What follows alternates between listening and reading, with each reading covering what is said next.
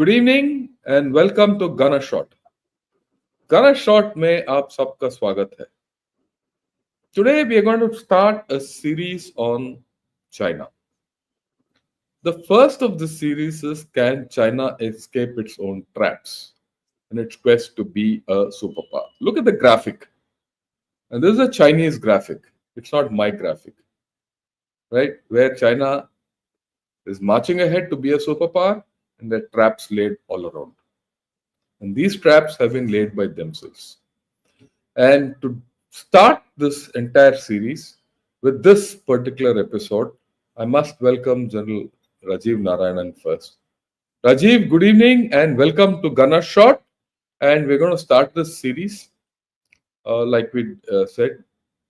Your initial thoughts on it, and then we'll get to the subject proper. Thank you, sir. Pleasure to be on your channel. Yes, self-imposed traps. And ऐसे जैसे cartoon में दिखाते हैं कि you're painting and you paint yourself in a corner. Now you don't know, you got to wait for the paint to dry to walk across. And you have to keep waiting there, you don't know how you get across. यहाँ non-dryable paint डाल दिया उसने painted into a corner. Now he doesn't know how to get out. पूरे traps हैं उसके, self-inflicted. And maybe that's the reason, like we had discussed earlier, so the CPC has clipped Xi Jinping's wings.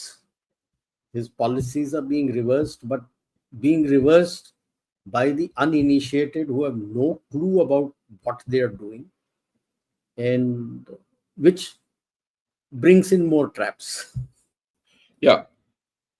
What General Rajiv Narayanan has said is absolutely right. When you step back away from China and don't look at the mundane, and this is what both of us did. In fact, I requested him that, look, just step back, take a, we've had a deal on the LAC. I wouldn't say deal, it's more of an arrangement. It's a patrolling arrangement. It's a patrolling solution, as the Chinese call it. And we have to now be more engaging with China, which we will have to. There's no choice on that. Now, if we are going to engage more with China, we need to know exactly what China is up to and what China is capable of or not capable of. It is with this in view, that we are starting this series. So, what's going to come ahead in this series? We're going to see today the traps which China laid out for itself and see whether it can get out of them. Then we're going to see that, look, China is declining. There's no doubt, whether it's economic or demography or many issues, which we've always discussed. But how do we deal with them on the LAC and probably the northern borders, where you are also confronted with the collapsing Pakistan? So that's one part we have to. Then, how do you deal with the economically declining China, but still over-ambitious enough to enter the, Indian Ocean region? Right? How do you deal with it economically? How do you deal with it geopolitically? And when we deal with when we talk of the geopolitical issue and the economic issue, by then Mr. Trump would be in his full form.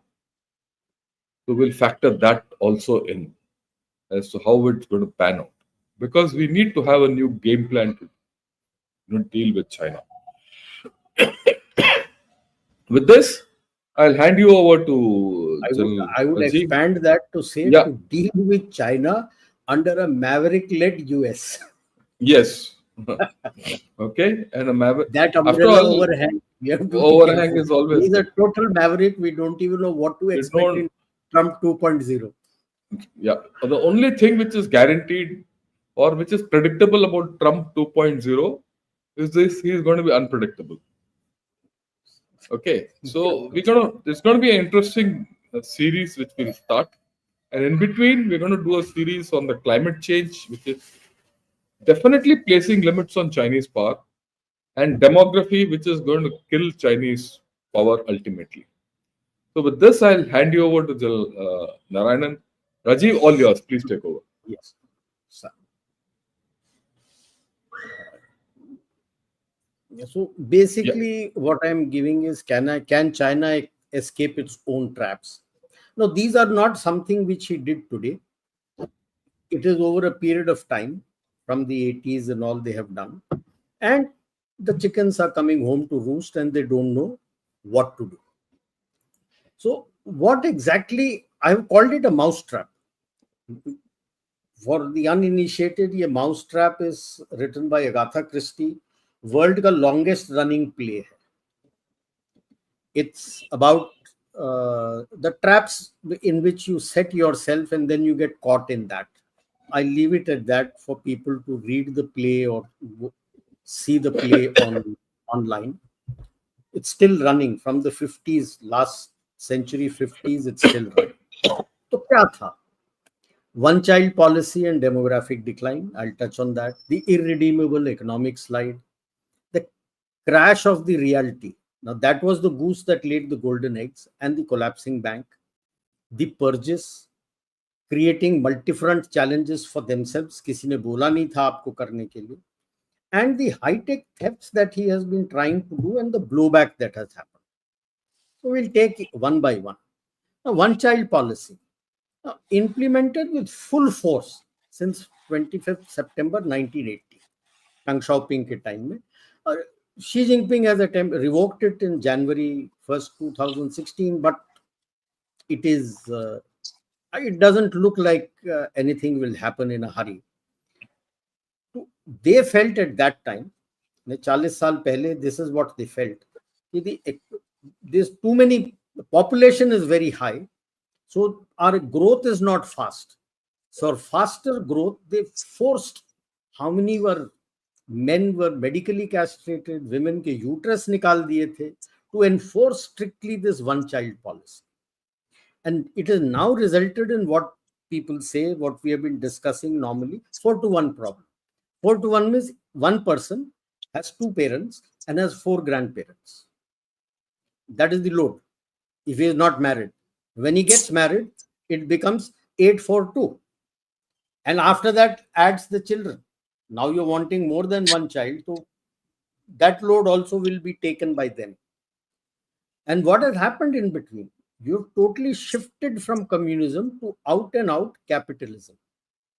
And it's become very costly out there. Cost of living is quite high in the cities. And that is the reason in the economic slide you find that there is a reverse migration. People are going back towards rural areas that at least there I can do the farming and 1 या 2 1.5 वक्त या 2 वक्त की रोटी मिलेगी मुझे. यहाँ तो कुछ नहीं है. Because of this, today there is a very sharp increase in the aged population and a decrease in working age population. What are the evidences that are coming? First, a whole lot of pre-primary and primary schools are getting shut down, thousands of them, because they have no children to teach. But they're getting converted to old people's medical clinic, geriatric medical clinic, and for senior citizens, which indicates a aging population that you need clinics separately for them. And where are they being run? In those creches and pre-primary and primary schools that you have made. People are not marrying. Their number of people who are registering for marriage is crashing down. So obviously, no children coming out, population age, working age population going down. It is going to have a very negative impact, which is already having on its comprehensive national power. Where do you get the labor? Where do you get the manpower? The fact that this is a problem, another indicator from CNP, I'm saying, you were doing conscription once a year. It was not happening. So from around 2015 or so, you made it biannually so that you can do it twice a year to bring people inside. Now what has happened? You're still not getting people. So you're trying to coax the retired people and the reservists to come back again to work for you, to fill up the gap. Yeah. Having this Can I problem, add? Can I हाँ, add a few issues in this? sure, sure, You sure. know, yeah, the interesting part in this is, you see, they started this two-child policy in 2016. Okay. But they knew that this problem is going to come in 2003. In 2003, it was every demographer said, look, we're going to have a population problem. They said to hell with it. वो तो 2030 में होने वाला है. And this is recorded. In fact, they gave such false data to everyone. The IMF and the World Bank said that, look, by 2030, you'll have a population decline problem. Okay. And in fact, in 2012, when Xi Jinping took over as the chairman of everyone, of everything, he was given a study called China 2030, which very clearly in that says the problem of your demography is coming up. Unless you look into it, you'll do nothing. Nothing will happen. 2016, they implement the two-child policy, but till 2020, they were collecting fines on people who had not, were not following. So this is One the time. kind of a one-child policy. So this is the kind of a trap they set for themselves, and now they won't get out of it. I mean, the fact that they won't get out of it is important, and I'd like your views on that because that is something which is So critical. they can never get out of it unless you go back to some sort of socialism, total socialism, where you're going to look after the people, the state looks after the people. That is anathema to you. You want to be totally capitalistic, being run by the Communist Party. A Yeah. lot of people make a mistake thinking that Communist Party hai, so it's communism. No, it's not a communist China. It's a capitalistic China being run by a single party, which is the Communist Party of China. And I've been to China. The cost of living is very high, extremely high. I'll give you a simple example. So Shanghai, not Shanghai, Chengdu, Sichuan University. I had an LO, married chap. His father was a senior man, party worker in the party hierarchy in Chengdu. Very senior. He and his mother, both were very senior. Because of that, he had done his graduation in Canada and was to do his masters. He had just started his masters after a 4-year gap. So I asked him why 4-year gap. He said the cost is very expensive. And because his parents and his wife's parents were all high up in the provincial hierarchy of the Communist Party, they permitted him to set up a fast food joint in the party headquarters. He earned money from that, and now he's come to pay. And the simple thing he said, sir, I have a one-room suite. There is just one room, there is a kitchen and there is a bathroom. That room is your bedroom, your drawing room, your any room, everything. That is that room. Simple room, kitchen, toilet, bathroom. And he was paying, and I'm talking of 2018, 2,700 yuan per month. Whereas if he had stayed in a dormitory, he would have paid 100 yuan per month. And he says they were married for about 6 years now. And is like normal, he said, Asia, it's normal, all parents get after us to have a child. He says, I can't afford it. My wife is not working, she hasn't got a job. I'm studying. Whatever my savings is, at the end of the day, it will finish. I really don't know what I'm going to do once I finish my masters. I need a job. The professor who was with me, who had called me and was taking me around, his own kids were not studying in Chengdu. They were studying in the outskirts in the rural area with his parents because it was cheaper there. The Cheaper. schooling was cheaper there, and here it was very expensive. He couldn't afford it. Why? Another thing, just to show off to the world that our people are doing well, people don't know. There are strict orders. You cannot drive small cars in these big metro cities. हम देखते ना अरे taxi इतना बड़ा बड़ा है. I spoke to the taxi wala. He says I cannot drive. If I I have a small car which is outside in my village. The professor himself was saying, I'm riding this car on compulsion. I've taken it out today on compulsion to take it because I'm taking you out to various places. I'm getting paid by the university to host you and take you around. If I'm not paid, the car is there for a little bit of journey. I can't afford to run this car. Where is a small car? It is with his parents, outskirts of Changdu. अब ये दिखावा कैसे आप last करोगे? One child, how are you going to manage now? Home to टोम पहले देखते थे तो बच्चे होते थे, अब तो बच्चे ही नहीं है, और बच्चे करने के लिए they don't have the money to pay for it. Yeah. So that is a big trap they have got them into, that you have shifted from communism to capitalism. So all costs all around has gone up. It's just gone through the roof. Yeah. I completely agree with you. So this is a trap people are not going to get out of. Let's see the next trap. Yes. Now we come to the next one, is this irredeemable economic slide. Their complete economy, 70% was dependent on exports. And of course, 30% was realty, which I'll come to it later. So let's talk of export. The exports were totally dependent on US and the West. And here comes Xi Jinping with a death wish and takes an aggressive stance against them. Hindi में कहते हैं, जिस थाली में खाते हो उसमें छेद नहीं करते, या जल में रह के मगरमच्छ से बैर नहीं लेते आप. You did exactly that. There was no internal consumption even then.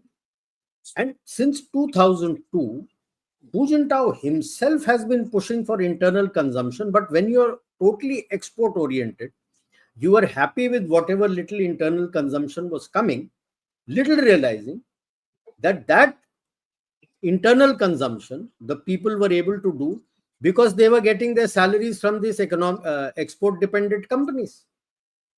When the companies collapsed now, what happened? Now, under Deng Xiaoping, you still had a controlled open market, I would say. थोड़ा बहुत party का oversight था, but you let the private players run loose. Jack Ma and gang came up then. Now under Mao, you're going back to full party control, back to Maoism. Now open economy, capitalism doesn't function that way. No? You can't say that I will dictate to you, but you will be capitalistic. It doesn't function that way. And you purged all the private players. It's not lost on them what you did to Jack Ma. In between, there were a lot of videos emerging of him teaching in the rural classroom and other things. School master ban gaya na wo. School master bhi ban gaya wo to. So if you are going after private players and now you are telling them we must improve private players, where is the trust? You destroyed them. And the biggest destruction was the Wuhan COVID virus and your enforced zero virus policy. Means that even if one person you found one COVID virus somewhere, the whole city was sealed. Areas were literally sealed. Sealed matlab literally sealed. ताला लगा देते थे. और बाहर police तैनात हो जाता 3 साल के लिए. Now when you are export dependent economy and you are the global supply chain hub, obviously the other companies are not going to wait for you to come out of the zero COVID policy. They would have found alternate sources. Now when he suddenly removed it, when just before he anointed himself for the 3rd term, there was so much of expression of angst by the people who came out on the street, that blank white paper and anti Xi Jinping for the first time by name it happened. You suddenly decided without any thought of how to pull out of it. Okay, open up, no zero COVID policy. How many would have died, we don't know after that. But companies have not come back. At that time, I had read the reports.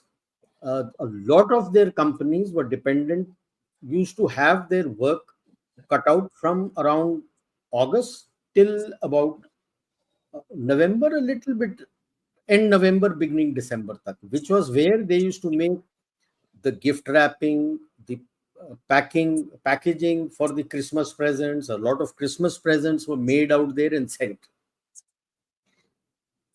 3 years zero COVID policy. ऐसा तो नहीं है कि West Christmas celebrate नहीं करेगा. They found alternate sources. When you opened the zero COVID policy, zero work after that. Those companies have shut because none of the Western companies give them any orders. So I'm just giving an example कि बाकियों का क्या हुआ. Now, while he was doing all this, there has been a splurge in infra, both internal and external. BRI is almost zero returns. The banks have collapsed.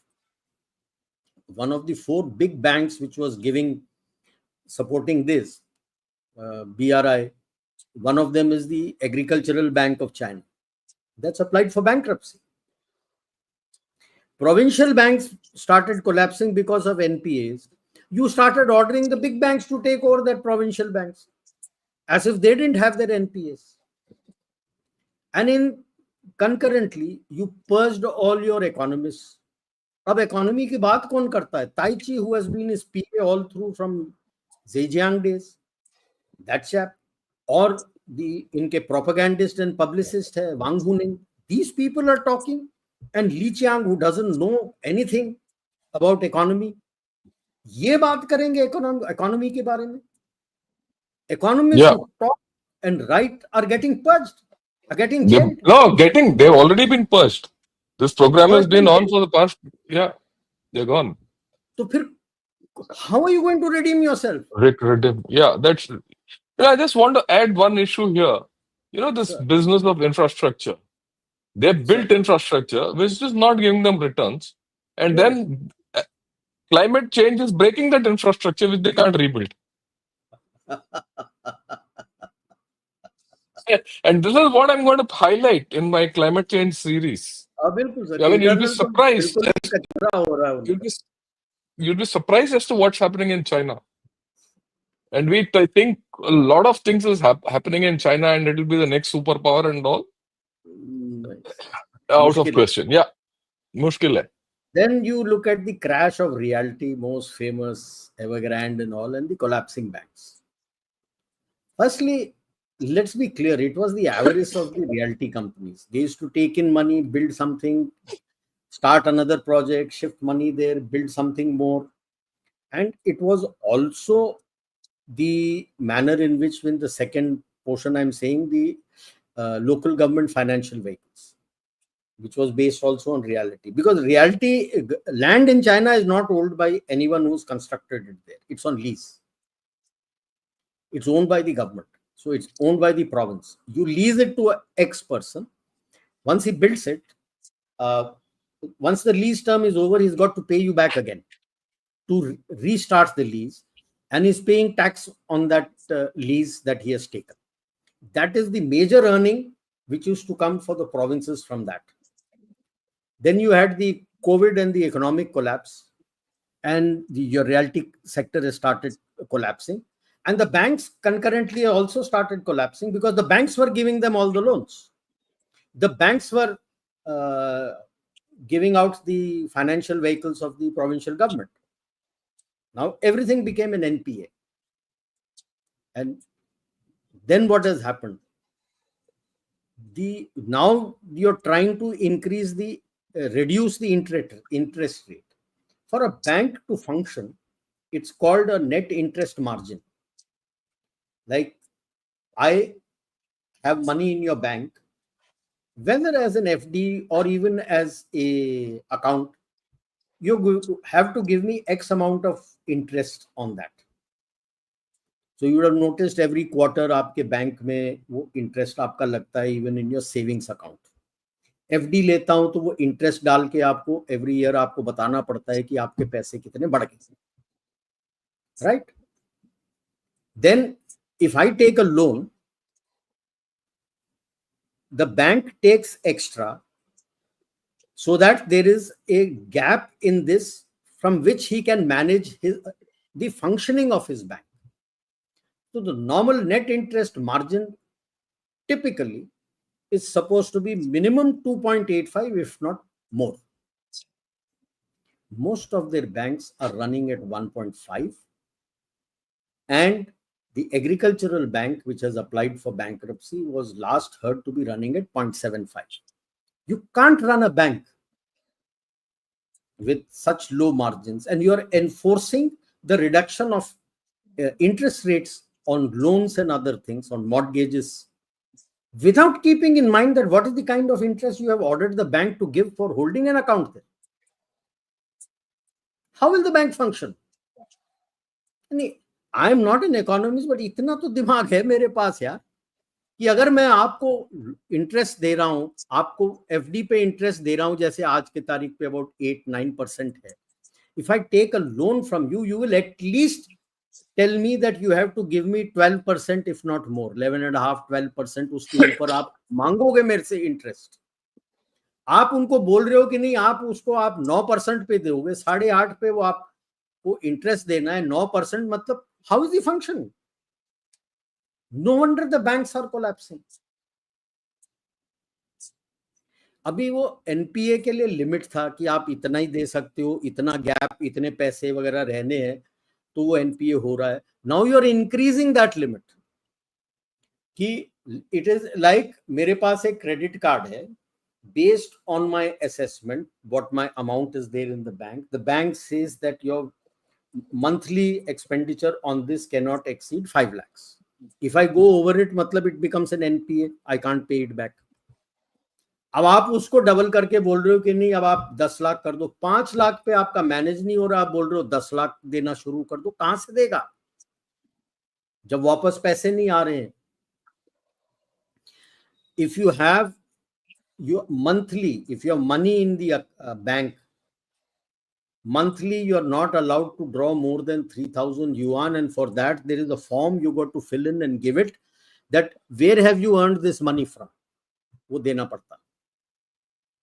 वो limit रख रखा है. People will 8 साल पहले हुआ था अपना नोटबंदी, so when you went, the banks had given a limit कि 4,000 या 5,000, इससे ऊपर आप ले नहीं सकते. वो लिमिट चल रहा है इनका. So the way they have, I feel कि पूरा जो इन्होंने इकोनॉमिक का ढांचा बनाया था, the structure itself, the macro and the micro structure itself was defective, and now they have come home to roost. कोई इकोनॉमिस्ट कोई है नहीं इनके पास अभी. Who is going to give you the correct way ahead कि how to correct it step by step? It cannot happen overnight.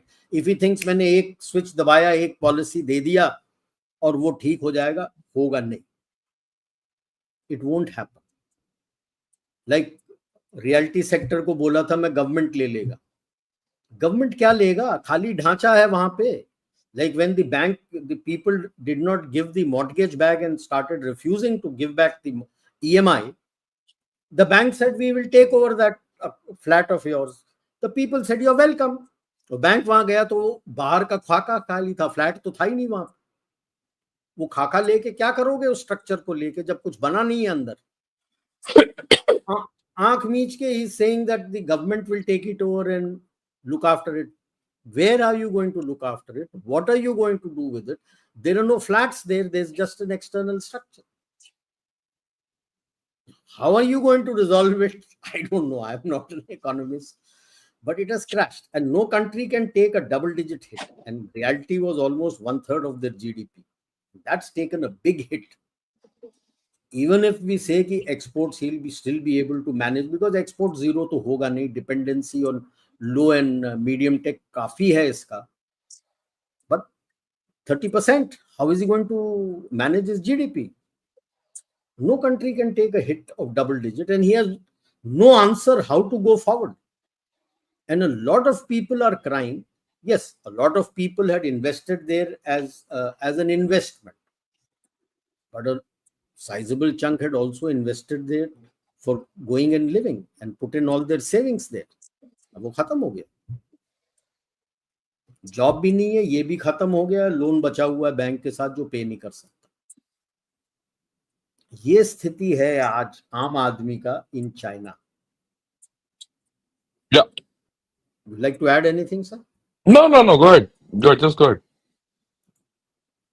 अब लेके आते हैं जो उसने किया था, the purges, the famous purges which he start.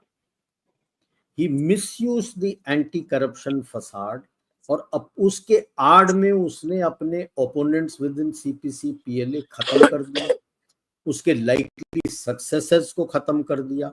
एक दो बेचारे जो पॉलिट ब्यूरो में थे, सोच रहे थे कि स्टैंडिंग कमेटी में आ जाएंगे, जो इसी के बंदे थे, हुनचुनवा और चेन मिनेर, उनको तो सेंट्रल कमेटी में भी नहीं रखा, उसने साइडलाइन कर दिया. Because he wanted to be like Mao, that I'll be greater than Mao and I will take China out and I lead everything. कुछ हुआ ही नहीं. और एक बात मैं यहाँ बता देता हूँ कि जब ये बना भी था तब इसके जो साथ के लोग थे वो कह रहे थे दैट थोड़ा मंद बुद्धि है ये, but the only thing about it is he is very obstinate, and if he thinks about something he will go about it, whether good, bad, indifferent, he is not interested. But मंद बुद्धि है, समझ थोड़ा कम आता है. अब धीरे धीरे उसके अगेंस्ट मरमस तो शुरू होंगे यार, क्योंकि जब पर्ज करते हो आप एक कोई सीनियर को, वो अकेला सीनियर और उसका फैमिली इफेक्ट नहीं होता ना, उनका एक्सटेंडेड फैमिली हुट होता है, उसका पर्सनल स्टाफ होता है, और पर्सनल स्टाफ के एक्सटेंडेड फैमिली गेट साइडलाइंड, और फिर जो हैंड पिक्ड उसके स्टाफ होते हैं, उसके बंदे जो उसके साथ काम कर रहे होते हैं, उनके भी एक्सटेंडेड फैमिली गेट, एंड उनके क्लोज फ्रेंड्स जो होते हैं, they come under a cloud. So it impacts a lot of people, and murmurs were coming up in the manner in which we saw जब 20th Congress हो रहा था, तब how many people had come out on the streets. Beijing के bridge के ऊपर उसके against अपने प्लेकार्ड्स लग गए थे. और अब लग रहा है पीएलए और सीपीसी, पीएलए में उसका खुद का जो ब्लड ब्रदर बोलता था छांगयूजिया हैज कम आउट, बिकॉज उसके मेंटर्स, उसको उसके बनते जिनको वो मेंटर करता था, उनके शागिर्द जो होते थे, उन सबको इसने साइडलाइन कर दिया. Biggest Li Shangfu. Now slowly you find that PLA में भी स्प्लिट है. 3 थिएटर कमांडर, 2 थिएटर कमांडर, और एक में तो थिएटर कमांडर सेंटर में लगाया नहीं, ये पॉलिटिकल कमिश्नर है, वो इसके बंदे हैं. एंड बाकी 2 तो can do nothing, because western theatre हमारे साथ फंसा हुआ है, और ईस्टर्न थिएटर तो पूरा फंसा हुआ है in Taiwan and south China से. और सीपीसी में भी, क्योंकि अभी क्लियर दिख रहा है since August this year, most of his decisions are getting, especially economic, 180 degrees turn हो गया. If this has come through, that means there is going to be an internal power struggle which will come up. So the question, big question is who next? कौन आएगा? Who is coming?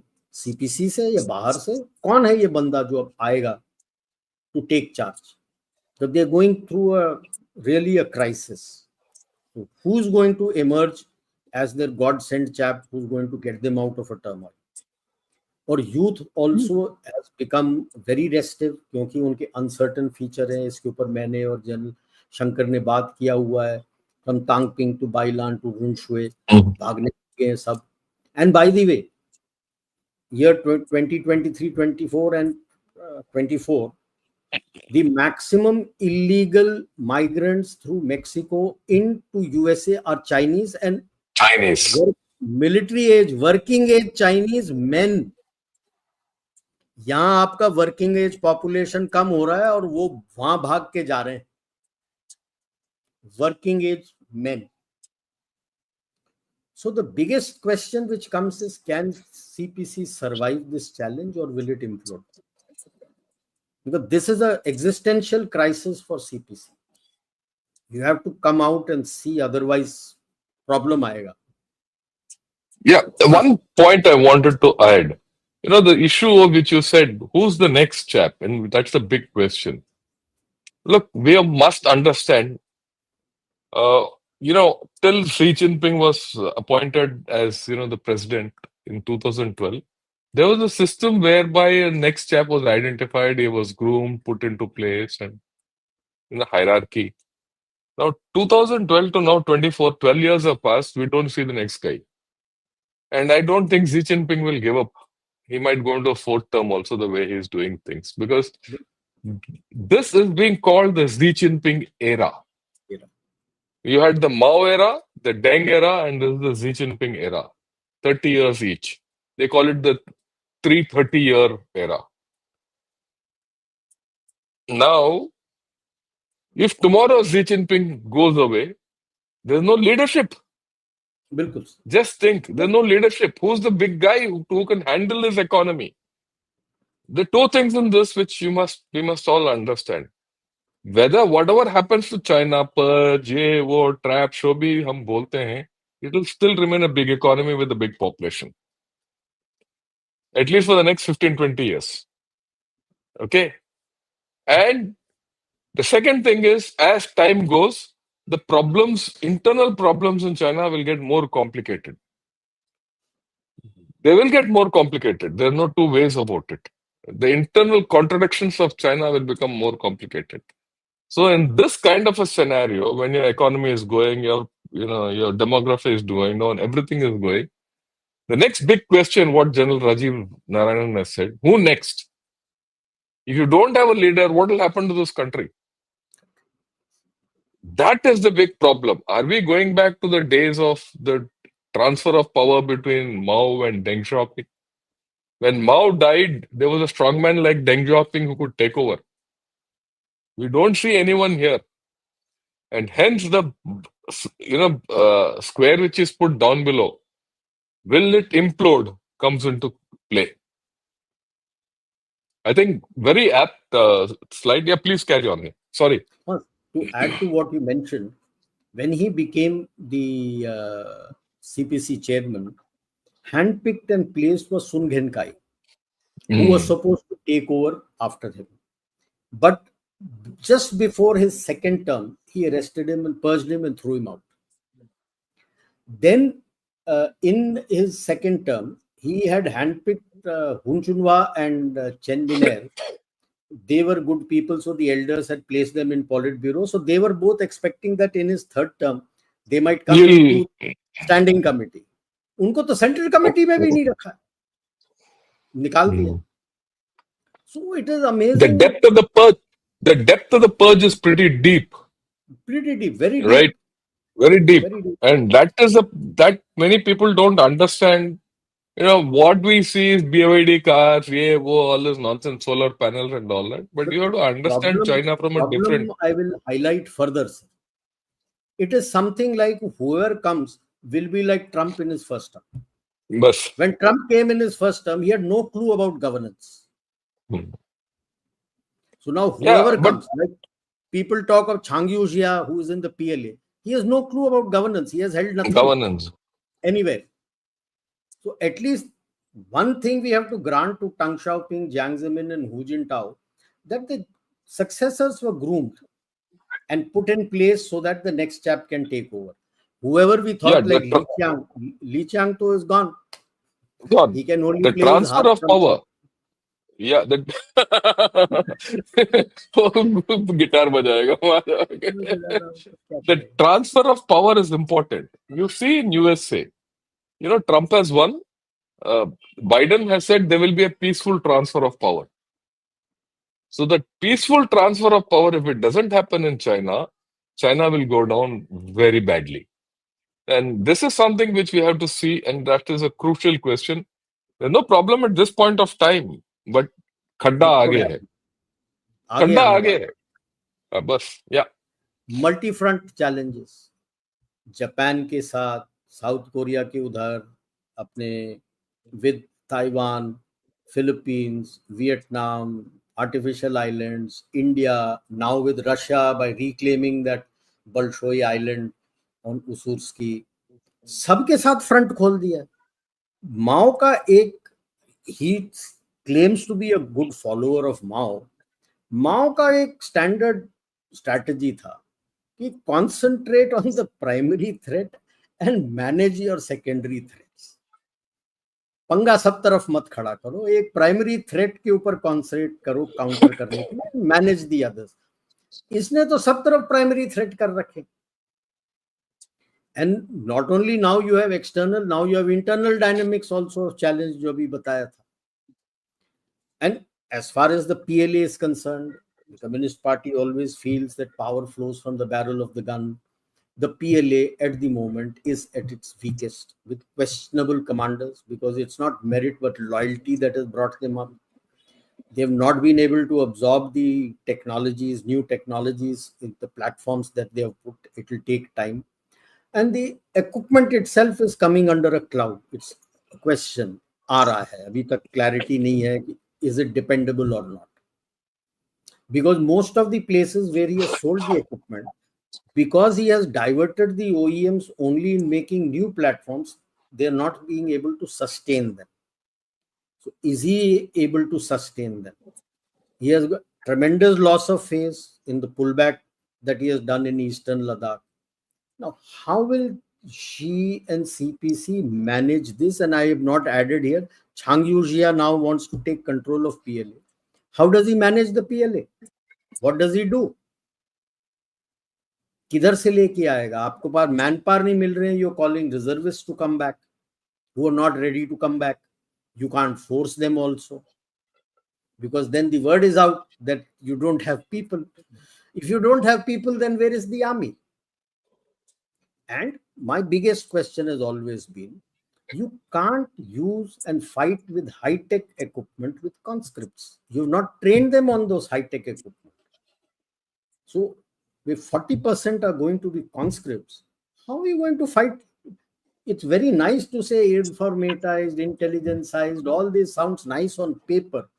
How do you execute it on ground when your soldier is a conscript with basic training of drill, PT, and be able to fire his weapon?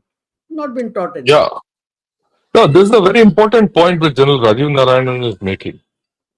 You see, when you have 40% conscripts in the army, where are they going to be? They're going to be all at cutting edge fighting level. They're going to be down below. A chap who's just a conscript is not going to be in an AI-based command post. He doesn't have that experience. So he has to be in the field. And in that field, you are putting high-tech equipment, rockets, missiles, tanks, ये वो latest. वो चलाएगा कैसे उसको? Sir, air force है यार, चलो आपने पायलट को ट्रेन कर दिया. If the ground crew doesn't know how to maintain and get that aircraft ready, how is he going to fly? You can't maintain. And अगर वो गलती भी करेगा, वो तोड़ के रखेगा. Who will replace that equipment? Yes.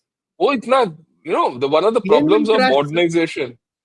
Yeah, people have to understand. One of the problems of modernization is that it's a very costly thing. If you don't know how to maintain it, if you don't know how to operate it, there will be more problems and more money you have to spend to keep that equipment on road and operational.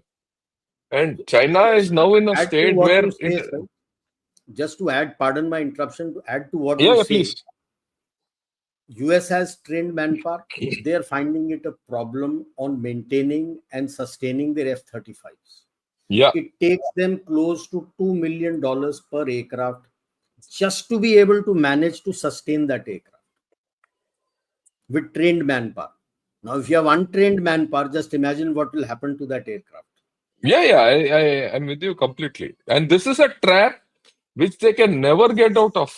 Self-generated. The more new equipment, no more new equipment come into the army, the bigger the problem it is. When I say army, Navy, Air Force, the bigger the problem.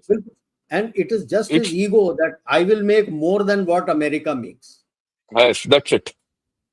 And that is where you got caught in a trap. And just to remind the listeners, we had spoken about him trying to poach the Western pilots and others. Yeah, trainers. That means you don't have trainers to train your people.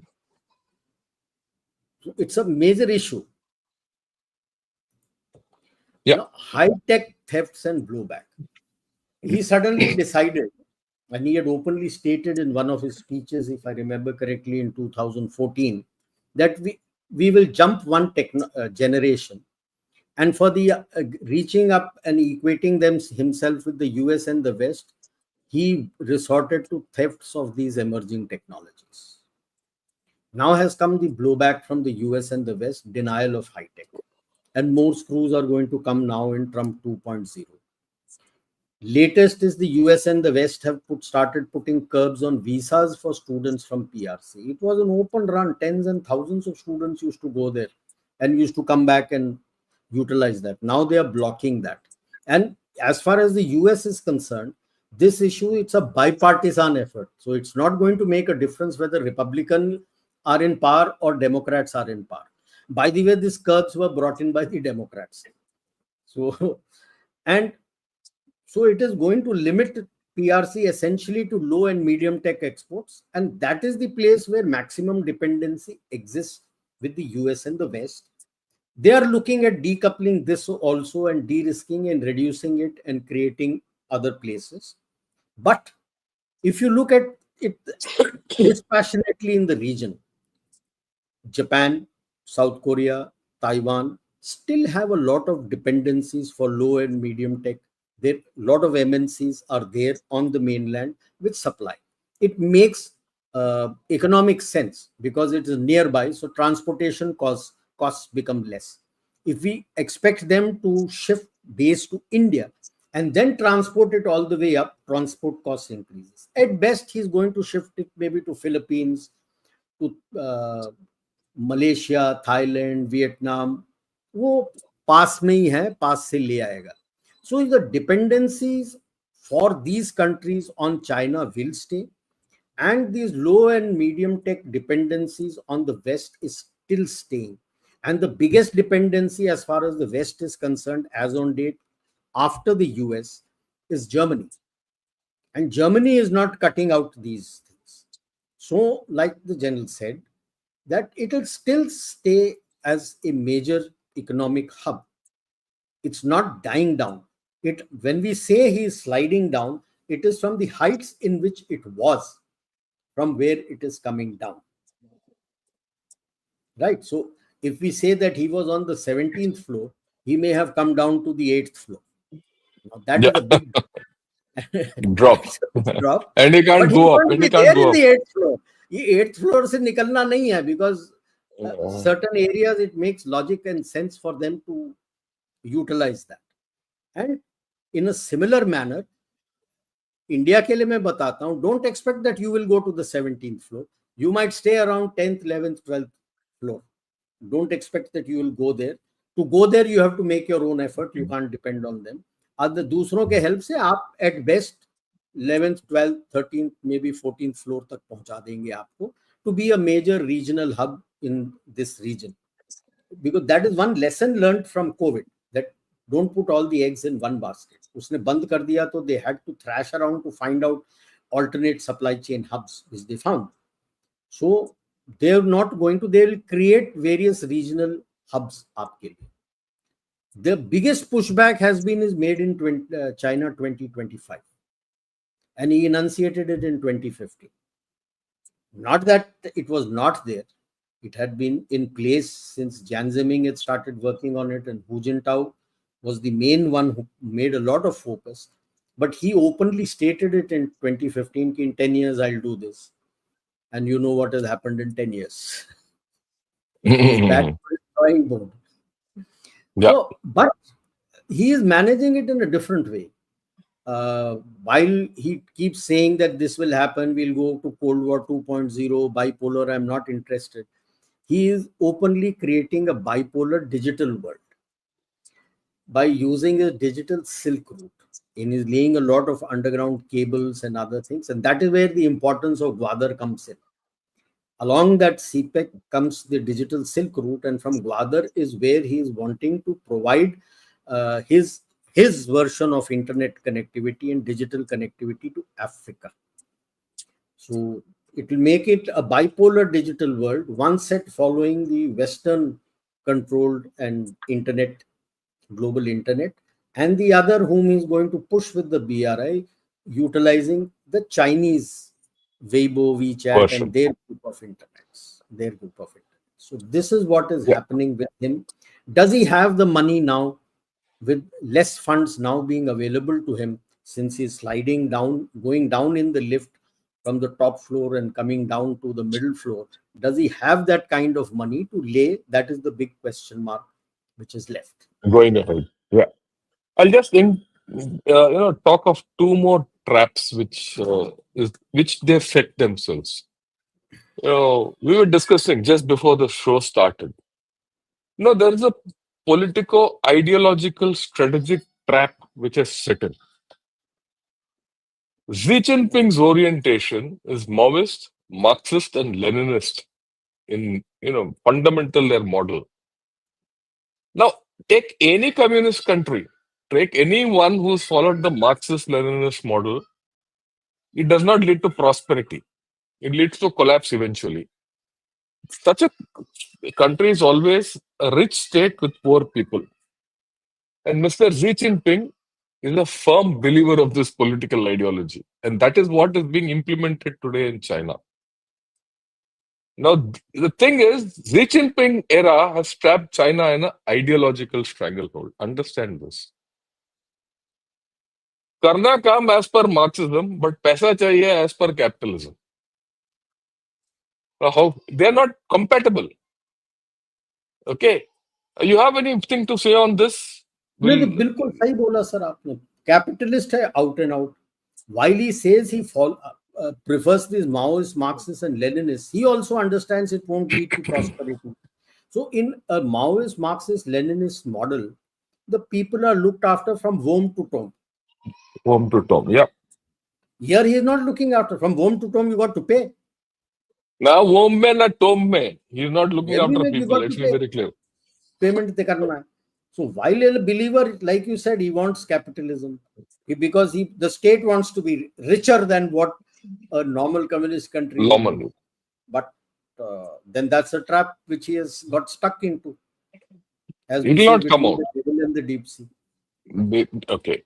The next point is this stimulus which they have started is failing. I mean, this is an extension of the previous thing. The stimulus is necessary. If China has to get out of its current stagnation, economic decline, low GDP, whatever it is, it needs a stimulus. There are two factors in this. Now, the stimulus is based on the political ideology, which I said earlier. Now, what is this political ideology all about? Okay. The fundamental thing is China if its stimulus has to be money into the hands of the people so that they start consumption. And if that starts consumer-based economy, then the people will slowly become rich. That is not acceptable for Xi Jinping and company. Because if the people are rich, then you're going back to the Deng era, which is now actually reverse the whole thing. So that is one trap. So it can't happen. Then there's another thing, this stimulus which we talk of today, a lot of people are talking. No one knows what has happened to the stimulus. That's a different story. I'll talk of it later. But in 2007, during the global financial crisis, China was actually going all guns blazing. Its economy was booming at 10-15% type, 2010, even till 11. So when they had the global financial crisis, they could just put a huge stimulus and boom their way out of it. That led to the 2015 stock market crash. Again, they went into a stimulus. That again pushed the thing back. They went into stimulus. There was a, halfway it went up, and then again it slid back. And ever since then, 2015, the economy is going down. So they don't know what to do with the stimulus. I mean, just think. You and I have taken a loan from the bank. Okay? I owe the bank and I'm paying a mortgage on a flat which I don't have as it because it's unfinished. It's lying as part of the ghost city. Now, Xi Jinping gives me money for a stimulus. So, what do I do with that money? Do I buy a fridge or a car? Or do I repay the, mortgage? And like we were just discussing, Asian mentality है उसका भी, Chinese का भी. What General Narayanan said, sir, वो तो Asian mentality है, he'll repay the loan first. Mortgage चुका देगा so that he is free of all that. If he is free of all that, what has the stimulus done? पैसा यहाँ से लेके वहां वापस आ गया. And net economy thing is zero. People are not under mortgage, they become relatively rich. Is this what China wants? China doesn't want a rich state and a rich people. They want a rich state and a poor people. The stimulus might end up China being a poor China with rich people. And that is the risk which Xi Jinping doesn't want to take at all. Have anything to say on this? Yeah, please. No, bilkul, sir. And a lot of stimulus, I would say, in 2007 is when they started constructing, and from 2009 onwards, we started hearing of all these ghost cities and roads leading to nowhere, and they created all these high-speed trains. It's very nice to say I have 30,000 kilometers, 60,000 kilometers of bullet train, when it is actually a white elephant. Nobody goes in that. Like I Yeah, went it's only from 25% occupancy. 2018, I went from Chengdu to Beijing. I bought that ticket. I said, bullet train, let me travel. My coach had a seating of 72. We were 8 people in that. Yeah. Total 8 people in that coach of 72. So, And there were hardly anybody out there when I came. It's a special platform where you come, which is separate from the normal platforms. There were hardly any people out there. so that's how it is. Yeah, over to you. So now I'm looking at crystal gazing, though I don't think she will ever be able to recover, because power flows from the barrel of the gun, and I'm quite certain that Chang Yujia has taken control of PLA from him. So one is, if they succeed in clipping Xi Jinping's wings, then who comes next also stays as a question mark. That will they start dictating? Will they start bringing back people like Sun Genkai was there, Hu Chunhua is there, Chin Miner is there, or will they go back all the way back to Bojilai? किसको लेके आएंगे? So, वो भी बुड्ढा है अभी. He's also old. हाँ sir. Oh, So sorry. that's why I said Sun Genkai is there and Chen Miner and Hu Chunhua is there. Would you get an autocrat who starts putting curbs on CPC? Then you'll again have internal turmoil. Or are you looking at a socialistic democracy or a democratic China? Again, internal turmoil, which is what I was saying. How does CPC manage this now? And more, it is pointing that if there is a power struggle within CPC and within PLA, there is likely going to be a period of internal turmoil before somebody comes up to take the leadership role. Till now, I feel at present only Chang Yujia has thrown his hat because he's taken control of the PLA. Who from CPC is going to stand up to him, and who within the PLA? And we should not forget the PAP. PAP is also the armed police, which is also directly under the CMC. We don't know as yet whether PAP is with Chang Yujia. So who comes? There is going to be a crisis period within China, which is going to impact economically. Let's be very clear that there is going to be a global impact, because like I was mentioning, and General was also mentioning, that it is still a sizable global supply chain hub. And when there is an internal turmoil, the hub gets hit. Like when zero COVID policy hit it, the hub got hit badly. So here also the hub is going to get hit. Are we preparing ourselves for this? Because I don't know. I cannot predict how long this turmoil will take place. When Mao became sick, and for a period of 4 years he was sick until he passed away, the fight was between Deng Xiaoping and his allies and the Gang of Four. That time they were not that integrated in the global economy. So that fight didn't impact anybody. Today it is going to impact. Like COVID showed how badly it impacted. Again, if it is going for 2, 3, 4 years, it's part of the global supply chain hub. The global economy is linked to it. Our economy is linked to it. We still have so much of dependencies on China. Have we come out of it as yet? No, we have not yet. You're trying to, you've not yet come out of it. So you've got to prepare for this. Be ready to prepare for this. I'm not saying it will happen. It could happen. But if you've not prepared for the worst, like in Forge, when we go anywhere, You always make your contingency plans and prepare for the worst. So if you're prepared for the worst, even if it's a minor hiccup, you're able to go through. But if you're prepared only for a minor hiccup, if the worst happens, then you're not ready.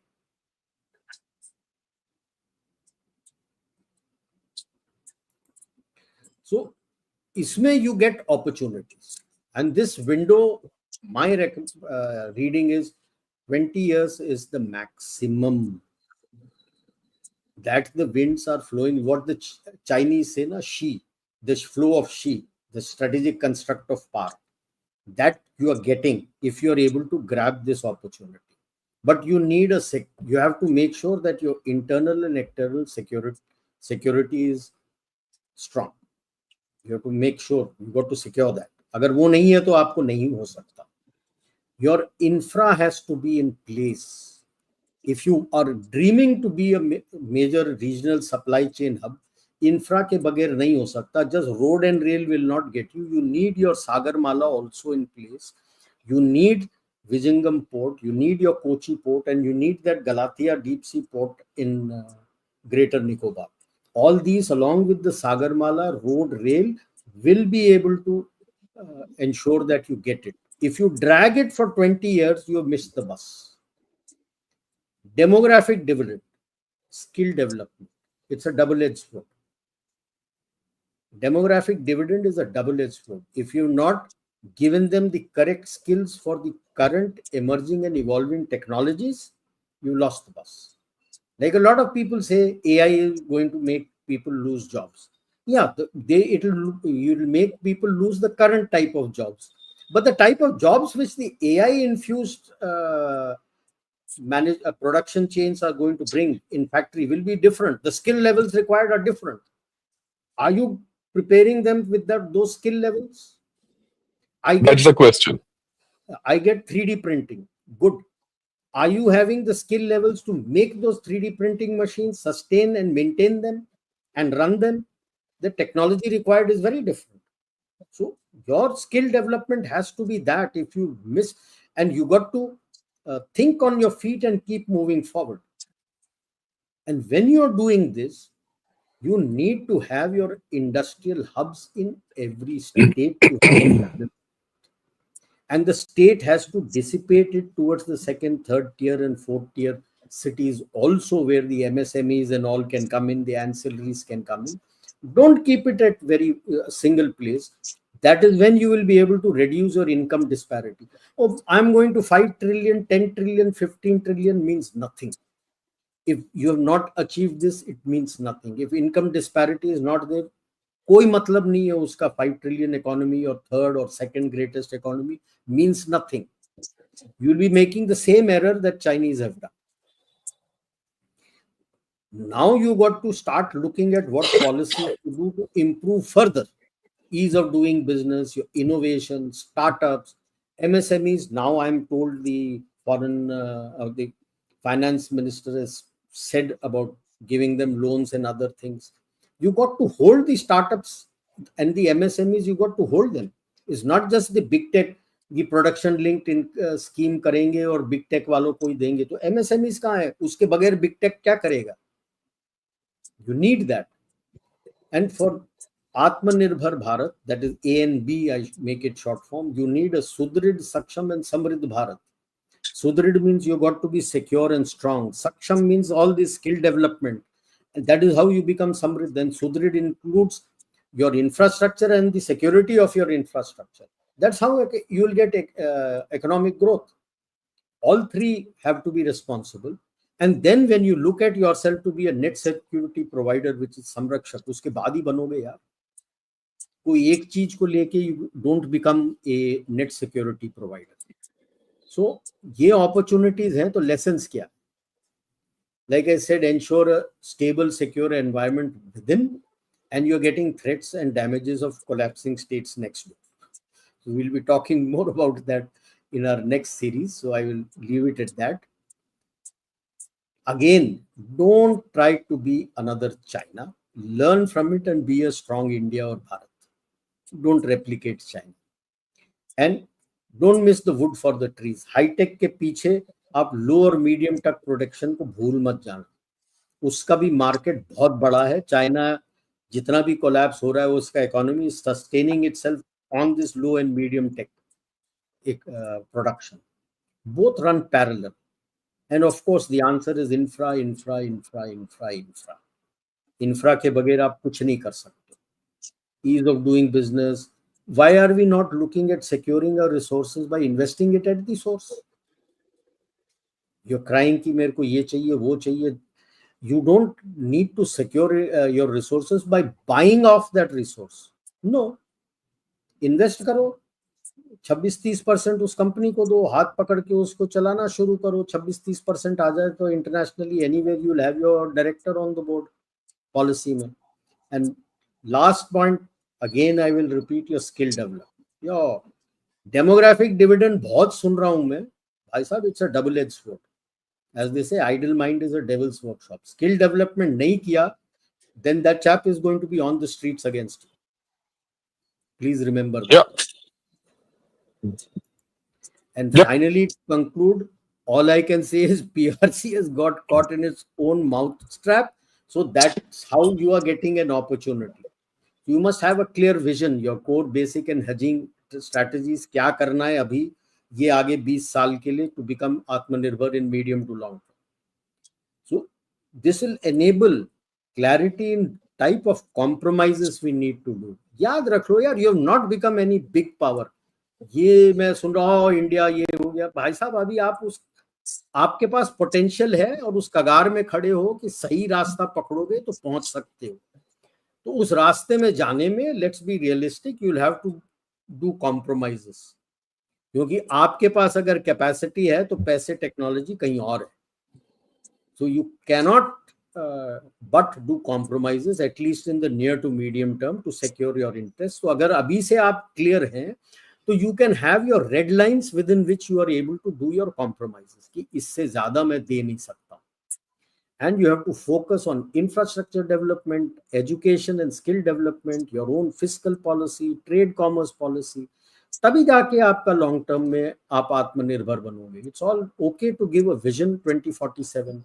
It's all okay to give a pathway to say कि मैं इस तरह से जाऊंगा, but उस रास्ते में चलने के लिए have you got the things in place to actualize that path? That is what is more important. That is what, यानी ये मौका मिल रहा है आपको, अगर छोड़ दिया तो 100-200 साल के पहले बाद आपको मौका फिर मिलेगा, इतने जल्दी मौका मिलेगा नहीं। Yeah. Right. Are we done? हाँ sir, Yeah, okay. Yeah, we're done. I think that was the sum total of the whole thing. If I have to summarize and say, China is caught in its own trap. And in that trap, we call it a mouse trap or an elephant trap, it's caught, or a dragon trap, it's caught. And we have the opportunity. How we utilize this opportunity is the $1,000,000 question for us. And we'll focus on all these because this is just one part of the story. There are more issues in this thing which I will focus. That's why I said this is a series. Why am I doing this? Again, I'm going to repeat. Why am I doing this series on China and its vulnerability and everything? It's because we have opened a new chapter with China. Every step hereafter, after Mr. Modi and Xi Jinping have met in Kazan, there's a new chapter opening up for India. And we have to be very clear. And with Mr. Trump sitting there, who's come new, there's another angle which has opened up. The geopolitical scene is going to change. They already talk of, can we finish the Russia-Ukraine war? There's already talk of, what to do with Israel and Hamas and all these fellows and Israel, Iran and all that. There is, today I heard, Kevin Rudd, who was the ex-Prime Minister of Australia. He's written a book on Xi Jinping. And he says, look, this Global Development Initiative, Global Security Initiative, and the Global Civilizational Initiative are all, if you put it in one wrap, it indicates a new world order, which which Xi Jinping is trying to establish. And he is supported by BRI. After all, BRI already has 160 countries. Okay. Now, if you see this, there's an alternate global order which China is trying to set up. And in that alternate global order, can it establish it or not? People know it. Trump will go after it, hammer and tong, and whole thing is changing. So it is in this change we have to see how to handle China on the LAC, how to handle it in the Indian Ocean region, in the larger geopolitical issues. How are we? Is it going? There is also talk of China going through something like what Russia has experienced, a collapse. They also talk of Japanification. We're going to discuss all this, right? Every Thursday is what we're going to do at 8 o'clock. And in between, I'll fill it up with, at least for the next 2 weeks, it's going to be all about climate and the demography. Right. With this,